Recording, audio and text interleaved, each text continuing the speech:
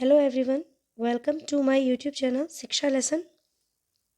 तो जैसा हमारा टॉपिक चल रहा है footprints without feet, class 10 English की बुक चैप्टर 1, उसका हमने एक पार्ट कर लिया था।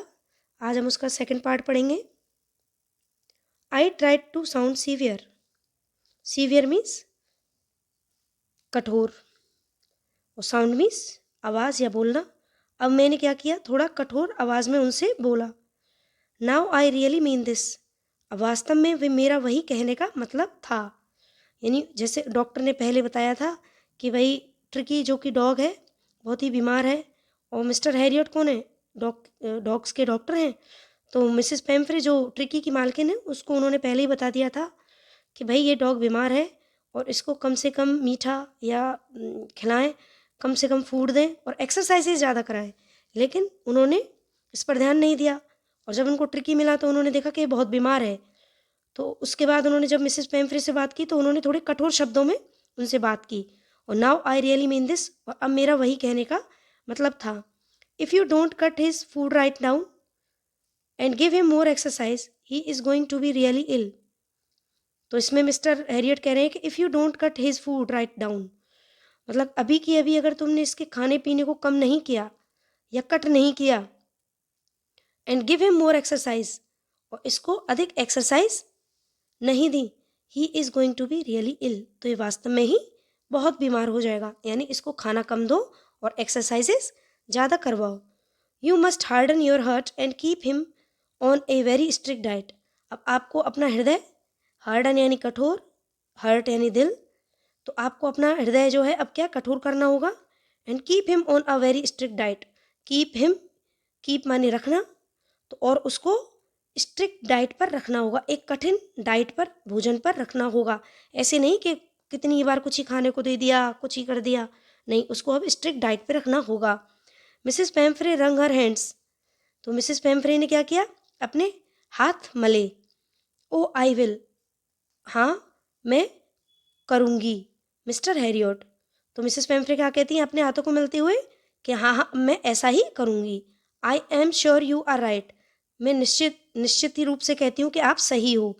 आई एम श्योर यानी मैं ज़रूर यह करूँगी और मुझे पता है कि आप सही हो।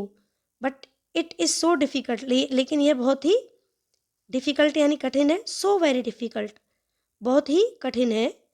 She said of head down along the road. She set off head down along the road. तो वह जाने लगी along the, और head down, और उन्होंने सिर नीचा किया along the road, सड़क के किनारे किनारे वह अब जाने लगी। as if determined to put the new regime into practice immediately. as if जैसा कि determined निश्चय किया था, to put the new regime यानी एक नई व्यवस्था के लिए जिसकी प्रैक्टिस क्या है, तुरंत करनी है। मतलब जो डॉग है उसके लिए जो भी उन्होंने मिस्टर हैरियट ने बताया था, उसकी नई चीज़ों, नए रहन सहन की व्यवस्था तुरंत ही करनी है, नहीं तो वह बहुत बीमार हो जाएगा। I watch there progress with growing concern. अब मैं उनकी जो प्रोग्रेस है वह देखना चाहता था विद ग्रोइंग कंसर्न, और उनकी बढ़ती हुई फिक्र के साथ। Tricki was tottering. Tricki was tottering, tottering means लड़खड़ाना, ठीक है। ट्रिकी क्या कर रहा था, लड़खड़ा रहा था along in his little tweed coat. Tweed coat क्या होता है, जो कुत्तों को ऊपर से पहना के और उनको उसको नीचे से बांध दिया जाता है। तो जो कुत्तों का जो कोट होता है उसको क्या बोलते हैं, ट्वीड कोट, या किसी भी एनिमल को जो पहना दिया जाता है। ट्रिकी वॉज टॉटरिंग, तो ट्रिकी क्या कर रहा था, टॉटर कर रहा था यानी लड़खड़ा रहा था।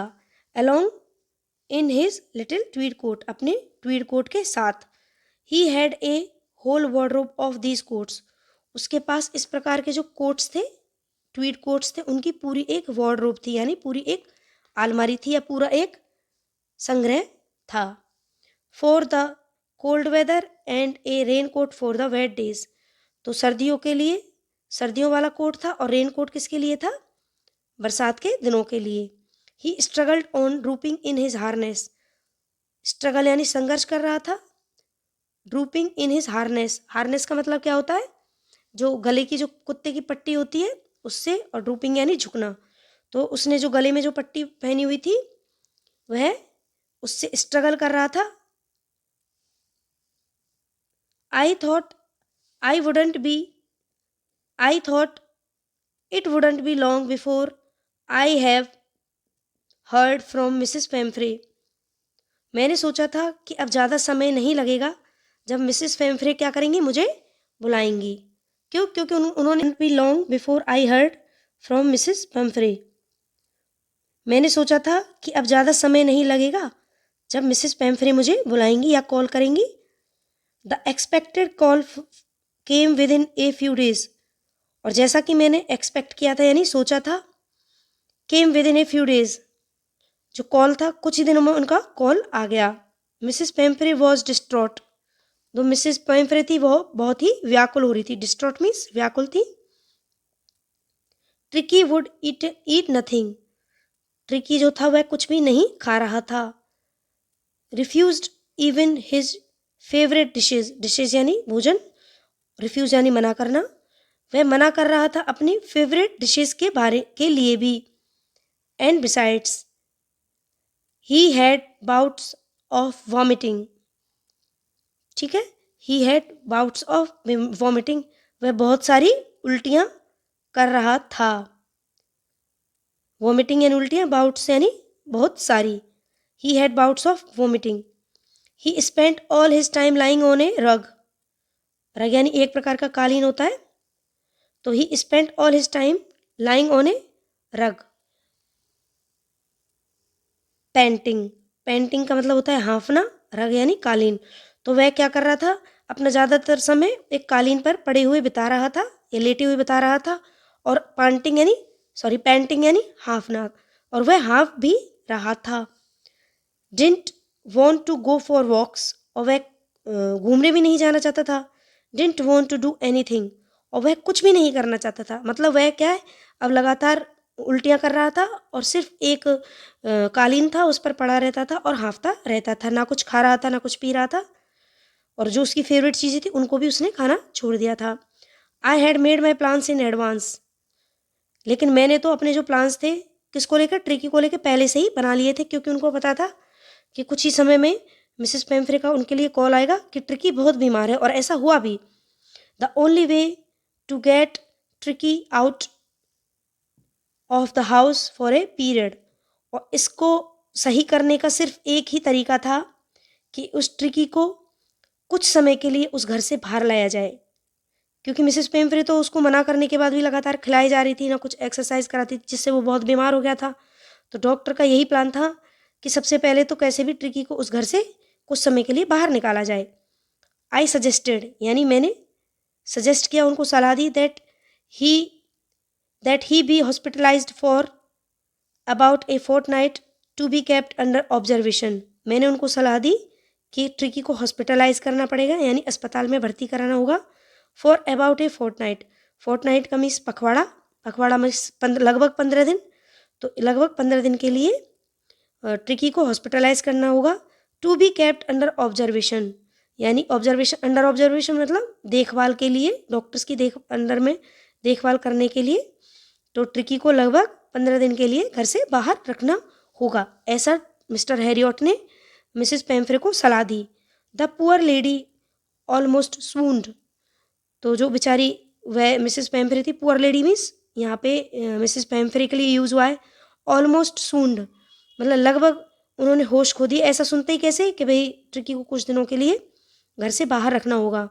She was sure he would pine and die if he did not see her every day, उसने कहा यह निश्चित रूप से सच बात है कि मैं मर जाऊंगी अगर मैंने रोज़ ट्रिकी को नहीं देखा तो।